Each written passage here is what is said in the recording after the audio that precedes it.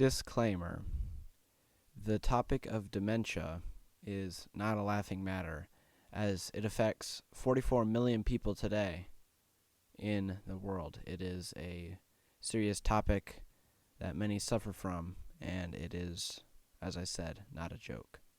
Thank you.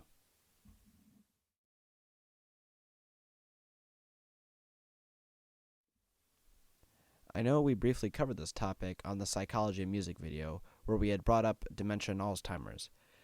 But in this video, I wanted to elaborate on my little allusion to the Caretakers Everywhere at the End of the Time. So I had first heard this album a year ago, but I hadn't started listening to it until a few months later. It was a long day at online school that prompted me to actually take a listen to the album. And it felt like I was being transported back to the time of the 1920s to the 40s, the time of the ballroom dance music. And the distortion of the music and the artwork of the covers throughout the whole songs had just given me this feeling that I was living through those times.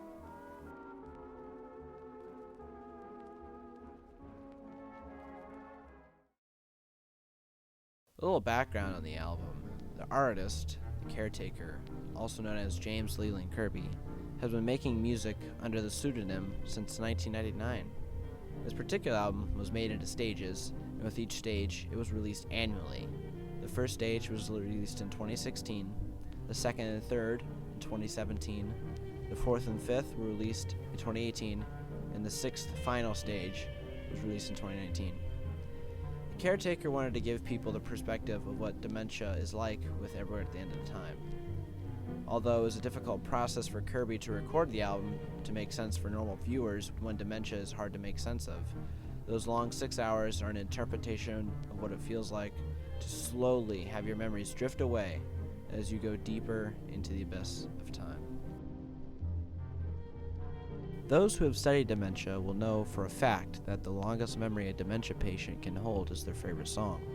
When all else fails, the only thing that is left on their mind is the melody of their favorite song. They can hum or even make musical expressions to their song, but that as soon as the last note fades away, so do they.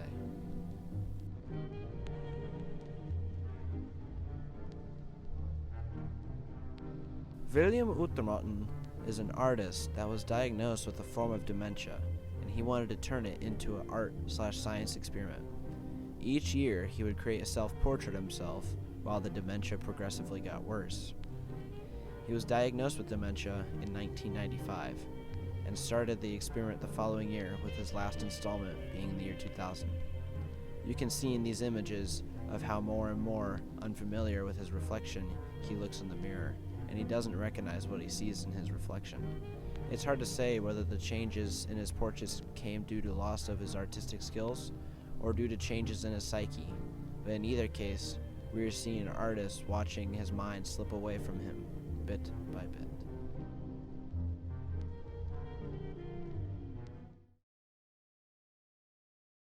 While almost at the end, the last 5 minutes of Everywhere at the End of Time symbolizes terminal lucidity. Terminal lucidity refers to a phenomenon in which sufferers of severe psychological or neurological disorders, such as dementia, experience a brief return of mental clarity, or more relevance here, memory, shortly before their death from their respective condition. In the concluding track of Everywhere at the End of Time, called R1, Stage 6, places in the world fade away, and discernible sounds of church choir are heard in the final 5 minutes after several hours of incoherent noises, which is likely parallel to the terminal lucidity phenomenon. While listening to the last minute of Everywhere at the End of Time, it is nothing but silence. This could symbolize death in some aspects. In R1 Stage 6, the last minute could refer to the silence of the mind being completely dysfunctional and unresponsive. Or it could correlate to the fact that the minute of silence could be for those attending the funeral for the deceased.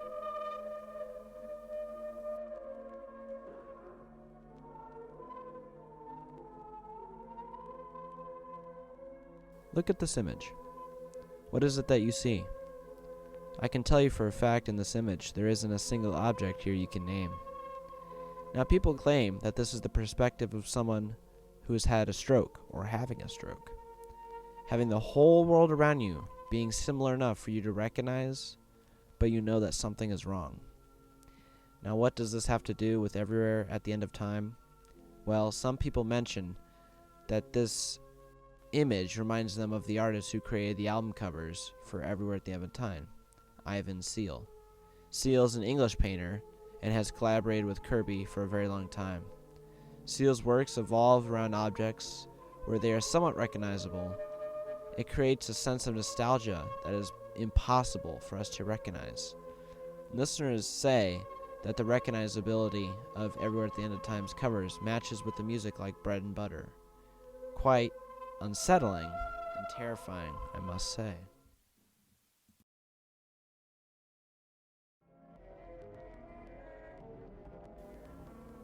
Onto the stages. As with each stage, the progression of music becomes more and more obscure, just like the stages of Dementia. As time passes, it gets progressively worse. You can tell by the music and the correlation. You could be listening in stage 1, and then 40 minutes in, the tone changes. You are still able to make out what parts of stage 1, but as you spiral down the rabbit hole, you will eventually forget the changes that are happening from stage to stage. Stage 1. Stage 1 is described as the first signs of memory loss. This stage is most like a beautiful daydream, the glory of old age and recollection, the last of the great days. The metaphor for this is the memory.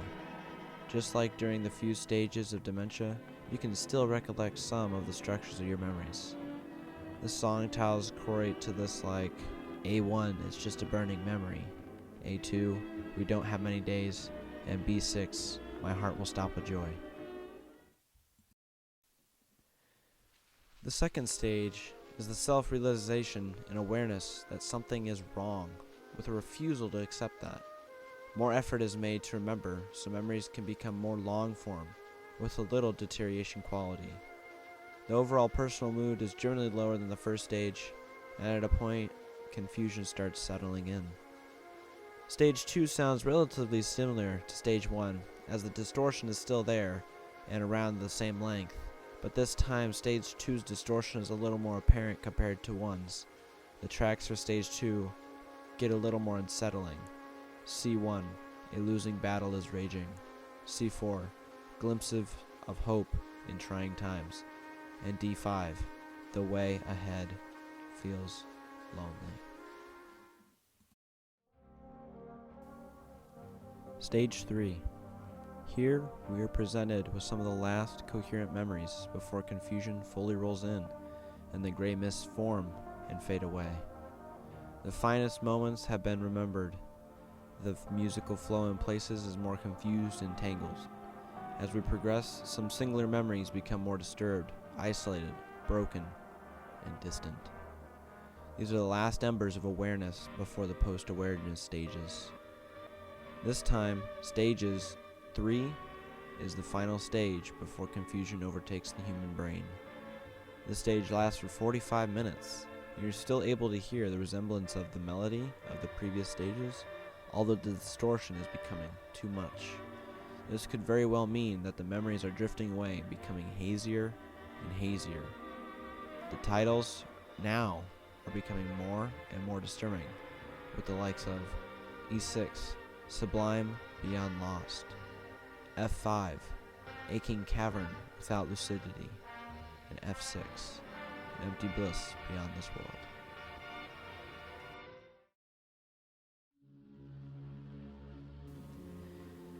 Stage 4. This is the beginning of the post-awareness stage. This is where serenity and the ability to recall singular memories give way to confusion and horror. It's the beginning of the eventual process where all memories begin to become more fluid through entanglements, repetition, and rupture. We're now coming from music to just distorted noise. This time it lasts for 90 minutes. It has become unclear now. You are having trouble recognizing the instruments being played, and it's nothing but noise and sound. There are 2 tracks in this stage, one named Post-Awareness Confusion, and the other is called Temporary Bliss State.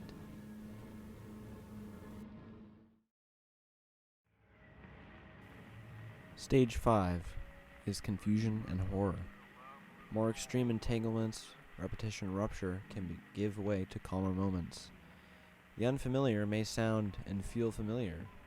Time is often spent only at the moment leading to isolation.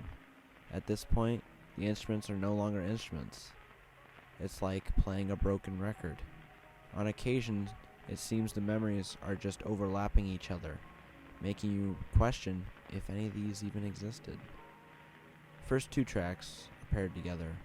K1, Stage 5, Advanced Plaque Entanglements, and L1 of the same name. And the third and fourth titled M1, Stage 5, Synapse Retrogenesis, and N1, Stage 5, Sudden Time Regression into Isolation. And Stage 6 is without description, no resemblance of the original music, just 90 plus minutes without reality. This album has become nothing but ambient noise. The last few titled tracks are Q1, a confusion so thick you forget forgetting. P1, a brutal bliss beyond this empty defeat. Q1, long decline is over. R1, place in the world fades away. You've lost the fight for your sanity. Gone are the music that you enjoyed and remember. With just the last 5 minutes of the album, you are nothing but flesh and bone. What originally was human is now considered a hollow shell.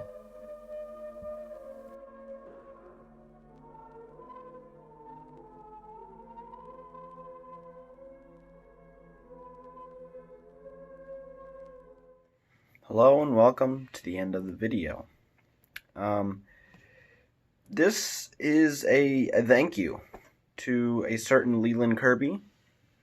Thank you for bringing us your musical gift. There isn't much music in the world like your work. They are truly modern masterpieces. Your work is inspirational and moving.